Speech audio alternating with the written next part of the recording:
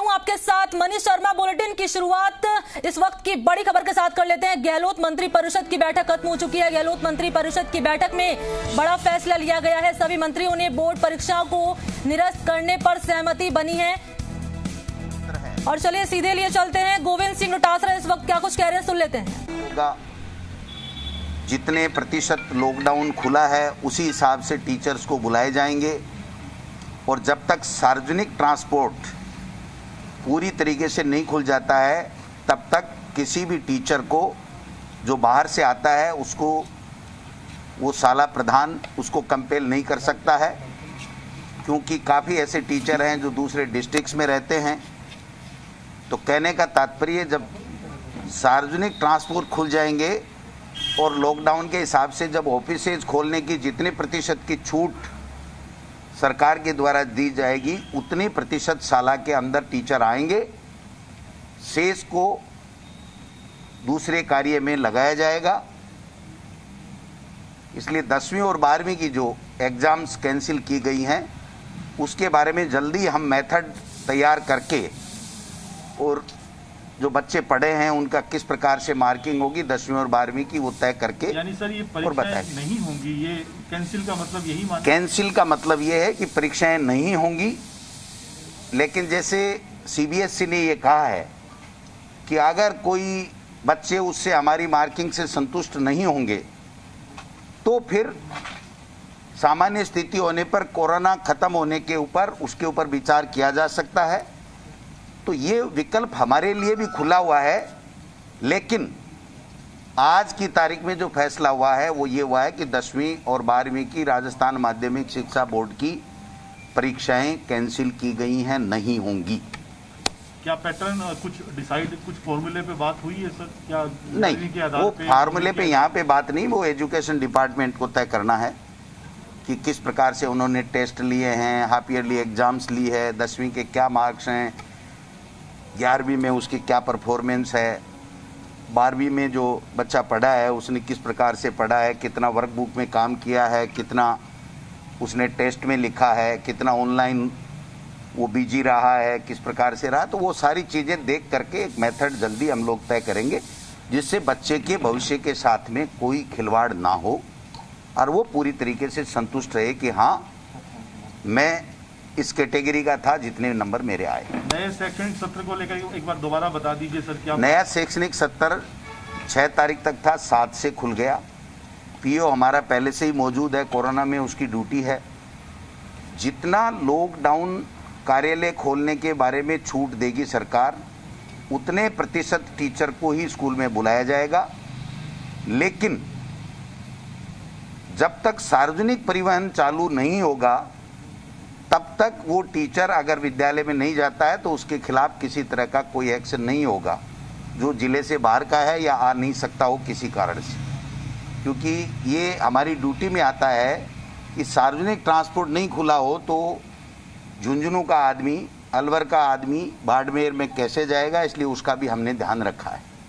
बाकी शेड्यूल हम लोग कल जारी कर देंगे कि उसको क्या क्या करना है, विद्यालय में कितने प्रतिशत को आना है, उनको बच्चों को किस प्रकार से जो स्माइल प्रोजेक्ट है उसके माध्यम से कैसे तैयार करना है, वर्कबुक कैसे तैयार करना है, उनका एडमिशन कैसे होना है, उनका प्रमोशन के जो बनाने हैं मार्कशीट वगैरह, प्रमाण पत्र बनाने हैं वो कैसे बनाने हैं, ये सारी चीज़ें कल हम लोग जारी कर देंगे। सर, एक अनाथ बच्चों को भी सरकार उनका ध्यान रखेगी, इस पर भी चर्चा हुई है? बिल्कुल बिल्कुल, इस पर भी चर्चा हुई है और इसको विस्तार से प्रमुख शासन सचिव फाइनेंस को कहा गया है कि आप इसमें ढंग से तैयारी कीजिए, क्योंकि केंद्र ने जो पैकेज देने की बात की है वो बिल्कुल एक तरीके से वो पैकेज कोई पैकेज नहीं है। 10 लाख रुपए की बात की है, लेकिन तब दिया जाएंगे तब 18 साल का हो जाएगा, यानी उसको आज की तारीख में कुछ नहीं मिल रहा। तो माननीय मुख्यमंत्री जी ने ये कहा है कि जो बच्चे इस कोरोना के कारण से अनाथ हो गए या जिसके दोनों माँ बाप चले गए या एक पहले चला गया एक बाद में चला गया, वो ऐसा होगा, तो उनको तात्कालिक राहत क्या मिलनी चाहिए, एजुकेशन उनकी बाधित नहीं हो इसके बारे में, चाहे तात्कालिक आर्थिक सहायता के बारे में प्रमुख शासन सचिव फाइनेंस को मुख्यमंत्री जी ने निर्देश दिए कि जल्दी एक इस तरीके का अच्छा सा पैकेज तैयार कीजिए जिससे उन लोगों को जो अनाथ बच्चे हो गए उनको किसी तरह की रहने की, खाने की, उनके पालन पोषण की, उनके एजुकेशन की किसी तरह की कोई दिक्कत नहीं हो। ये सरकार पूरी तरीके से मुख्यमंत्री जी ने निर्देश दिए कि इनकी हम सब व्यवस्था करेंगे। वैक्सीन वेस्टेज पर क्या रहा पूरा परसेंटेज? वैक्सीन वेस्टेज के ऊपर जो प्रोपोगंडा फैलाया जा रहा है वो बिल्कुल गलत है भारतीय जनता पार्टी की तरफ से। वो जब एक्सपोज हो गए कि उनकी वैक्सीनेशन देने की नीति गलत है, वैक्सीनेशन उपलब्ध नहीं करा पा रहे हैं, फ्री में वैक्सीनेशन देने की बात थी वो फ्री में दे नहीं रहे हैं, ग्लोबल टेंडर हो नहीं रहे हैं, ऐसे में केवल मात्र भ्रम फैलाने के लिए और सरकार को बदनाम करने के लिए बातें की जा रही हैं। जबकि स्वास्थ्य मंत्री जी ने पूरी तरीके से बता दिया कि जो केंद्र सरकार के वैक्सीनेशन वेस्ट होने के जो मैक्सिमम जो क्राइटेरिया है कि 10% तक वैक्सीनेशन खराब हो सकती है, वो कहीं भी नहीं हुई पूरे राजस्थान में। और पूरे देश में जितने भी राज्य हैं उनमें भी नीचे पायदान के ऊपर वेस्टेज कम होने वाले राज्यों में राजस्थान का नाम है। और जो बूंदी में 25% बना रहे हैं वहाँ 2% के लगभग है। दूसरे जिलों में भी उन्होंने बताया कि जितनी वैक्सीन होनी चाहिए उससे ज़्यादा डोज हमको लगाएं, जितनी उपलब्ध हुई उससे ज़्यादा, यानी माइनस में है। और वो कहीं 10% बता रहे हैं, कहीं 15% बता रहे हैं, कहीं 25% बता रहे हैं। तो जो मोदी जी वैक्सीन देने में विफल हो गए, जो भारतीय जनता पार्टी कोरोना संक्रमण में केंद्र की सरकार से किसी तरह की सहायता लाने में विफल हो गई, वो अब इस तरीके का भ्रमजाल फैला रही है जिससे कि उनको ये हो कि जो मोदी जी की बदनामी हो रही है वो कम हो। और भारतीय जनता पार्टी जो कहीं दिख नहीं रही थी इस कोरोना काल में लोगों की सेवा में, वो अपने आप को ये साबित करने में लगी हुई है कि देखो वैक्सीन थी। लेकिन 10 लाख का आंकड़ा कहाँ से लाए, वो कहाँ से लाए 10 लाख का आंकड़ा? कोई आंकड़ा नहीं है। तो मैं समझता हूँ कि ये सारा का सारा भ्रम फैलाया जा रहा है केंद्र के इशारे के ऊपर भारतीय जनता पार्टी के एमपीज, मंत्री और नेताओं के द्वारा। उसको हम लोग पूरे तरीके से खारिज करते हैं। और माननीय चिकित्सा मंत्री जी ने बाकायदा लिख के दिया है उनको, हर्षवर्धन जी को, जवाब कि ये है, आपने सार्वजनिक चिट्ठी की है इसलिए मैं भी सार्वजनिक कर रहा हूँ।